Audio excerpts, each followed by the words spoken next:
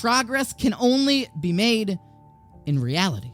Tshuva can only be accomplished in reality. We once spoke from Rev Dessler that long before Moshe Rabbeinu was called the greatest servant to ever live and the most humble person to walk the earth, he removed his shoes, for the ground was holy. A removing of one's shoes and noticing your own limitations, living in reality, is very much where it all begins, and we can start to ascend the ladder. And therefore, it is very much the study of Musar that is there to help us remove the lies that we may tell ourselves. A psychotherapist or regular therapist is there to help show the distorted reality that the client is living in and to bring him back to the home base that we call reality, where now progress can be made.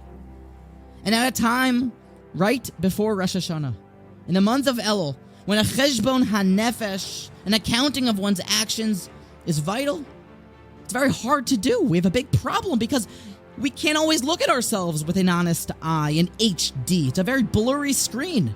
We love ourselves, and we never want to call ourselves to be doing something wrong. So how can we do it? The Gemara in Kiddushin gives us a tip in 70b and says that man sees his own thought in others.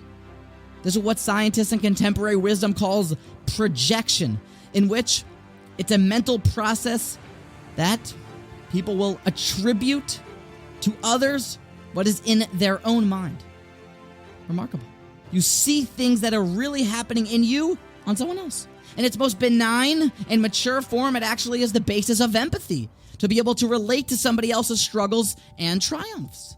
But if you should find a class bully with exaggerated shots at his peers, making fun of one being obese or the other one being from a lower financial bracket, when all of it is totally false, it is really just a bully projecting his own exaggerated insights on others because he's living in his own reality and he's taking it out on others, it can be toxic. The Chidushei Arim says, in fact, that Korach, when he said, Moshe Rabbeinu, why are you lording? Why are you crowning yourself over everybody else? It was Korach just projecting his own desire for honor and glory onto Moshe Rabbeinu. Projection. And this was a classic modeling of this condemned behavior. Musar is there for us to come back to reality. And if you want to get an honest look at yourself, pick up on if you're projecting onto others. Do you see any shortcomings in your friend? Why is he always coming late to davening? Why do you notice that but no one else notices it?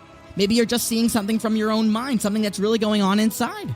If a part of Torah doesn't speak to you, doesn't mean the Torah is empty. It means that you are empty in regards to that piece of Torah and work must be done. Projection is such an amazing way for us to notice our own impulses, traits, and mannerisms, and the limitations on them that we may see in other people may really be going on inside of us. So projected feelings and the shortcomings that you see in others, take to heart and know that this is a spot that I may need to work on.